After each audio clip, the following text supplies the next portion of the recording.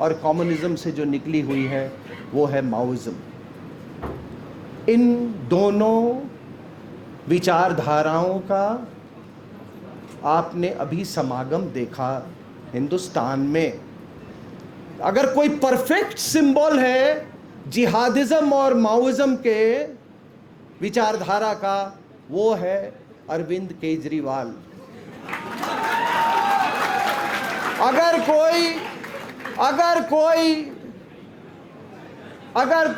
अगर कुछ जगह आप अगर आप तवज्जो दे कि जहाँ पे ये समागम सबसे ज़्यादा आपको देखने को मिला, वो था जवाहरलाल नेहरू यूनिवर्सिटी। भारत तेरे टुकड़े होंगे इंशाअल्लाह इंशाअल्लाह। जादवपुर यूनिवर्सिटी, भारत तेरे टुकड़े होंगे इंशाअल्लाह इंशाअल्लाह। ओस्मानिया यूनिवर्सिटी, भारत तेरे टुकड़े होंगे इंशाअल्लाह इंशाअल्लाह। अभी इस रेड कॉरिडोर में कौन कौन फीड कर रहा है? इस रेड कॉरिडोर, पहली बात कि ये रेड कॉरिडोर है, this is a corridor of extortion, this is a corridor of terror, this is a corridor of conversion. Terror, extortion, conversion, यही ताकतें 47 में थी। जो बस्तर का मैंने एग्जाम्पल दिया उस समय भी यही ताकतें थी। और ये सिर्फ क्योंकि ये मिनरल रिच इलाका है। तो ये रेड कॉरिडोर जिसकी मैं बात कर रहा हूँ, इसमें कौन कौन फीड कर रहा है? इसमें चर्च फीड कर रहा है, इसमें लेफ्ट विंग एक्सट्रीमिज्म फीड, ये यूरोपियन कंट्रीज इसमें फीड इन कर रहे हैं। आपको याद होगा कि जब विनायक सेन का जब ट्रायल चल रहा था, तो उसके ट्रायल को विटनेस करने के लिए यूरोपियन कमीशन के लोग आए थे। क्या ऐसा हो सकता है कि हम फ्रांस में जाके कोई किसी का ट्रायल हमको देखने को परमिशन मिलेगा? तो यहाँ पे उनके ये इसमें यूरोपियन कमीशन फीड कर रहा है, इसमें जिहादी इसमें फीड कर रहे हैं। अभी मैं आपको 2 एग्जाम्पल्स देता हूँ अभी हाल की, और ये विचारधाराओं का आप सिमिलैरिटी देखिएगा। एक जवान, इंडियन आर्मी का मलिक, अभी कश्मीर में वो छुट्टी पे आया था। उसका बेटा जो था, वो बेटा रोड एक्सीडेंट में मारा गया था। वो बेटे का डेथ सेरेमनी से रिलेटेड कोई फंक्शन वो अटेंड करने आया था। उसको जिहादियों ने उसको घर से निकाला और उसको गोली मार के उसकी हत्या कर दी। ऐसे वारदात पुलिसकर्मी के साथ 10-12 ऐसे वारदात हो चुके हैं, हो सकता है ज़्यादा भी हो। ये है कश्मीर का किस्सा। इसी दौरान बिहार के जमुई इलाके में एक जवान जिसका नाम, एसएसबी का जवान जिसका नाम है सिकंदर यादव, वो अपने बेटे का बर्थडे सेलिब्रेट करने के लिए छुट्टी में आया था। कोई 20 माओवादी उसके घर पे पहुंचे, उसको घर से बाहर उसको ड्रैग किया और उसके शरीर को उन्होंने छलनी कर दिया। इस 20 माओवादियों में कई औरतें भी शामिल थीं। एक सबसे बड़ा जो परिणाम या कॉन्सिक्वेंस हुआ है ये माओइज्म का, है जिहादिज्म का, वो कि औरत और बच्चों को के सोल को, उनकी आत्मा को इन्होंने मार दिया है। जब महेंद्र कर्मा का एम्बुश हुआ था और जब उसको मारा गया, तो आपको मालूम है कि उसके बॉडी के चारों तरफ ये नक्सलवादी या ये नक्सली महिलाएं जो कार्डर्स हैं वो डांस कर रही थी। जो लड़का रेडियो सेट वील्ड कर रहा था वो एक 10 साल का लड़का था। ये दोनों मैंने एग्जाम्पल दिए, दोनों में आप क्या सिमिलैरिटी देखते हो? जानवरों वाला व्यवहार, मर्डरस आइडियोलॉजी, औरतों का इस्तेमाल, बच्चों का इस्तेमाल। आखिर स्टोन पेल्टर्स कौन है? बच्चे तो ही तो है। तो दोनों में आप सिमिलैरिटी देखो। और ये सिमिलैरिटी ये वही सिमिलैरिटी अभी जो ये आप जवाहरलाल नेहरू यूनिवर्सिटी में आपको देखने को मिलता है। वो दूसरी बात है कि वहाँ लोगों के पोशाक अलग होंगे शायद, लेकिन वहाँ के भी जो ये कार्डर्स हैं या अनुयायी हैं इस विचारधारा के, उनकी भी मंशा वही है, उनकी भी बनावट वैसे ही है। फ़र्क सिर्फ इतना है कि वो अंग्रेजी बोलते हैं, उनमें से कुछ अंग्रेजी बोलते हैं। लेकिन ये विचारधाराओं का समागम, ये इसका जेनेसिस क्या है? देखिए, एक दुनिया के इतिहास में एक ईयर था 1979। That was a very important year in the history of the world. 1979 में कई चीज़ें हुई, जैसे कि ईरान में क्रांति, उसके बाद मक्का मस्जिद पर हमला, मक्का में हमला, उसके बाद सोवियत यूनियन का अफ़गानिस्तान का इन्वेजन। इसका रिज़ल्ट क्या हुआ? और उसी समय ये ऑयल बूम भी हुआ। ये ऑयल इकॉनमी जो है वो ऑयल बूम हुआ मिडिल ईस्ट में। जब सोवियत इन्वेजन का हमला हुआ तो उस समय अमेरिका के नेशनल सिक्योरिटी एडवाइज़र थे जिनका नाम था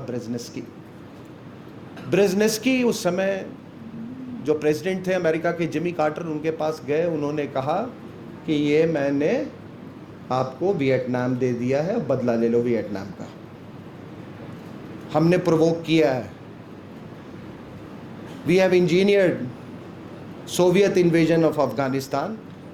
अब साहब क्या होता है कि रातों रात एक जिहाद की फैक्ट्री तैयार की जाती है, रातों रात। ये पूरे जो अफगानिस्तान पाकिस्तान का जो बॉर्डर का इलाका है, वहाँ पे रातों रात ये इंडोक्ट्रिनेशन सेंटर्स खुल जाते हैं। और इनका जो पूरा जो इंडोक्ट्रिनेशन का लिटरेचर जो है वो अमेरिका और ब्रिटेन में छपता है।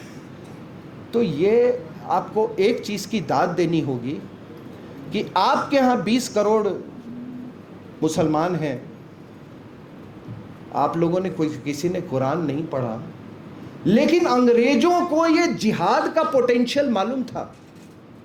उन्होंने कहा कि हम जिहाद से कम्युनिज्म को हम डिफीट करेंगे।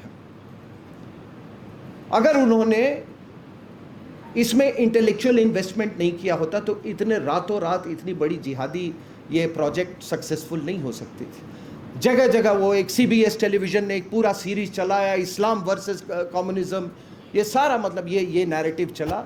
और कोल्ड वॉर, जिसे शीत युद्ध कहते हैं हम, वो शीत युद्ध यहाँ अफ़गानिस्तान के बैटल फील्ड्स में सोवियत यूनियन हार गया और वहाँ बाद में सोवियत यूनियन स्प्लिट कर गया।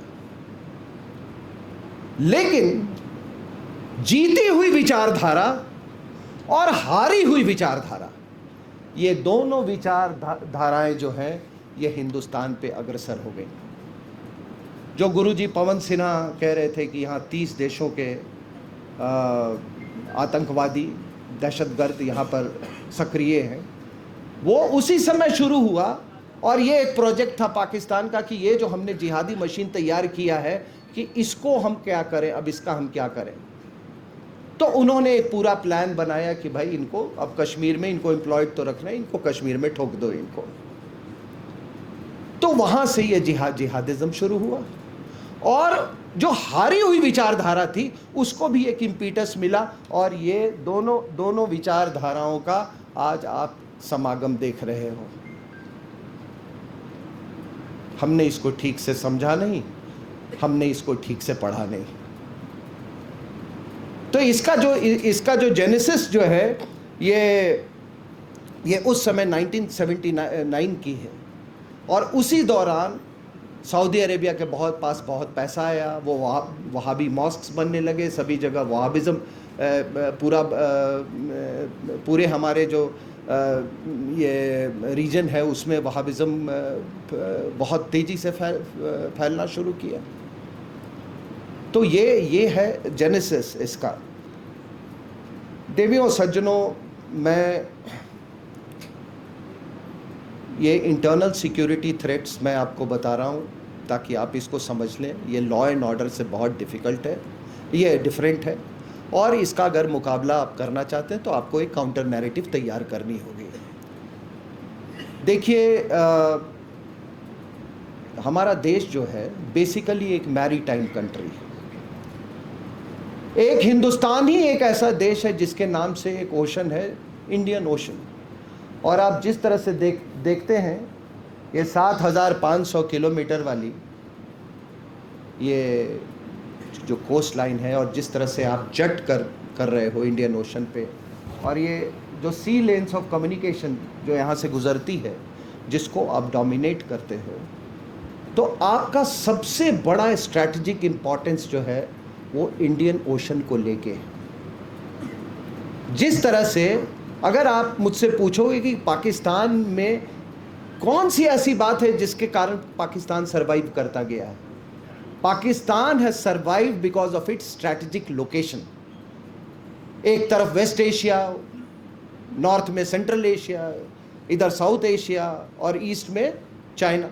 तो आप स्ट्रैटेजिक लोकेशन देखो पाकिस्तान का। तो अगर वो पाकिस्तान के लिए एक स्ट्रैटेजिक बून है, तो हमारी जो महत्ता जो है वो है इंडियन ओशन को लेके। और इसीलिए आप थोड़ा ये मैरीटाइम पर्सपेक्टिव हमको डेवलप करना बहुत ज़रूरी है।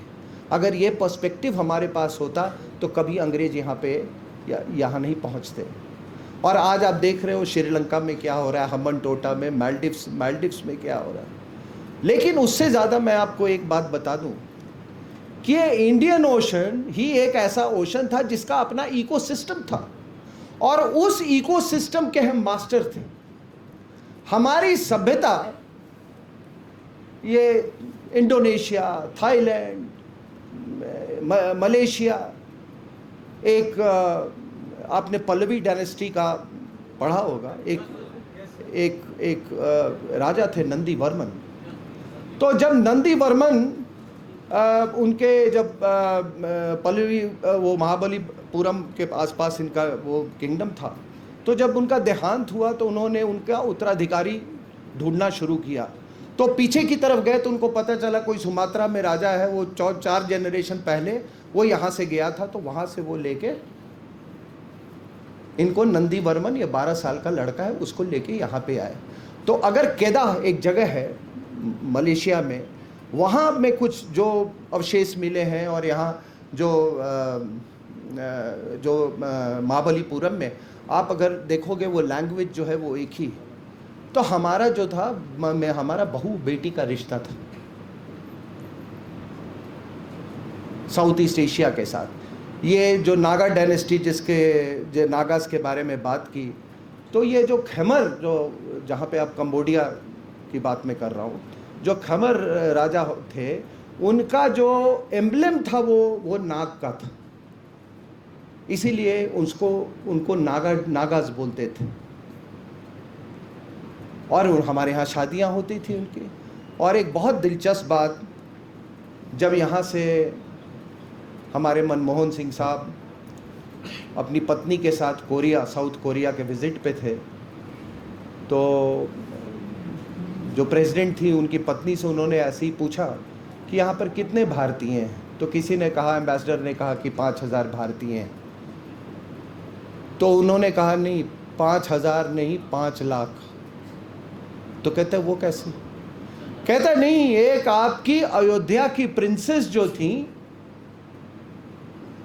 उनकी शादी हमारे यहाँ साउथ कोरिया से हुई थी, और हम उनके वंशज हैं। तो ये हमारा जो इंडियन ओशन जो है, इंडियन ओशन हमको जिस तरह से हम स्ट्रैटेजिकली लोकेटेड हैं, इसमें हमको एक पावरफुल फोर्स अगर हम नहीं बने तो ये आप समझ लो कि अगर हमारा ओरिएंटेशन केवल लैंड की तरफ रहा तो हमको इसका गंभीर परिणाम